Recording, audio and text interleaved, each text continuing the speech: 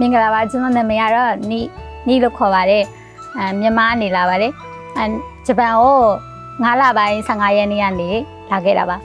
အခုကတော့နကာမူရာနိုဝင်မှာအလုပ်လုပ်နေပါတယ်အခုကျွန်တော်ကနကာမူရာနိုဝင်မှာတခွာဒီနဲ့ငရုတ်သီးစိုက်တာကိုလုပ်ပါတယ်ငရုတ်သီးခူတာတော့တခွာဒီခူတာကိုလုပ်ပြီးတော့တခွာဒီရဲ့အရွက်ချွေတာတော့အညွန့်စိတ်တာတော့လုပ်ပါတယ်ပထမဆုံးစိုက်ပျိုးရေးလုပ်ရတဲ့အတွက်ကြောင့်စိတ်လှုပ်ရှားပေမဲ့အလုံးကပေါ်ကောင်းတဲ့အတွက်ကြောင့်အလုံးမှာဆင်ပြေပြီးတော့ပြောရပါတယ်အဖိုးဖွားတွေကလည်းမသိတဲ့ခါကျရင်တခြားရှင်းပြပြီးတော့လုပ်တယ်ရှင်းပြပေးတဲ့အတွက်ကြောင့်အလုံးမှာခက်ခဲမရှိဘဲနဲ့တခြားလုပ်နိုင်ခဲ့ပါတယ်ဖိုးဖွားတွေအလုံးကျေးဇူးအများကြီးတင်ပါတယ်兄さんはですね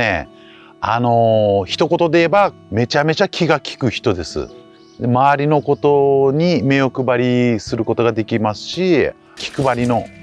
できるいい子ですね。優しい子です。あとは料理が得意でですね、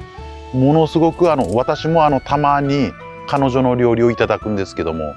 本当ちょっとスパイシーなんですけど美味しくてですね。လုပ်ထဲမှာပြောတော့ချိန်ကတော့တခွာဒီခူတဲ့ချိန်မှာဖြစ်ပါတယ်တခွာဒီများလေပို့ပြီးတော့ခူးလူကောင်းနေဖြစ်တဲ့အတွက်ကြောင့်ပြောရပါတယ်မီယာဇာကီနော်တခွာဒီကတီလေးနဲ့ပို့ပြီးစားလူကောင်းပါတယ်မြန်မာရဲ့တခွာဒီထပ်ပို့ပြီး祖国の家族がやっぱ恋しくなると思うんですよ。なのでできるだけやっぱりこう寄り添ってあげてって言いますか、彼女たちが寂しくないような状況をできるだけ作ってあげたいなと、家族の一員として迎え入れるみたいな感じでいつも迎え入れてます。လောက်ကပြန်လာတဲ့ခါကျရင်ကြောင်နေရှိတဲ့နေရာကိုသွားပြီးတော့ကြောင်တွေကိုစာကြွေးတာတော့ကြောင်ရဲ့ကိစ္စတော်တော်များများလုပ်ပြီးတော့အဲ့နေရာမှာစာလုပ်တာတော့လုပ်ပါတယ်ပြီးလို့ရှိရင်အိမ်ပြန်လာတယ်ဟဲ့မီယာဇာကီကိုလာပြီးတော့လှုပ်ဖို့ဖိတ်ခေါ်ပါတယ်မီယာဇာကီမှာစိုက်ပျိုးရေးလုပ်ရလဲအဆင်ပြေပြီးတော့အရန်လည်းမချမ်းတဲ့အတွက်ကြောင့်အဆင်ပြေပါတယ်အသီးရွက်တွေကလည်းဈေးလည်းချိုပြောအရန်ရတာရှိပါတယ်ဒါကြောင့်မို့မီယာဇာကီမှာလှုပ်ဖို့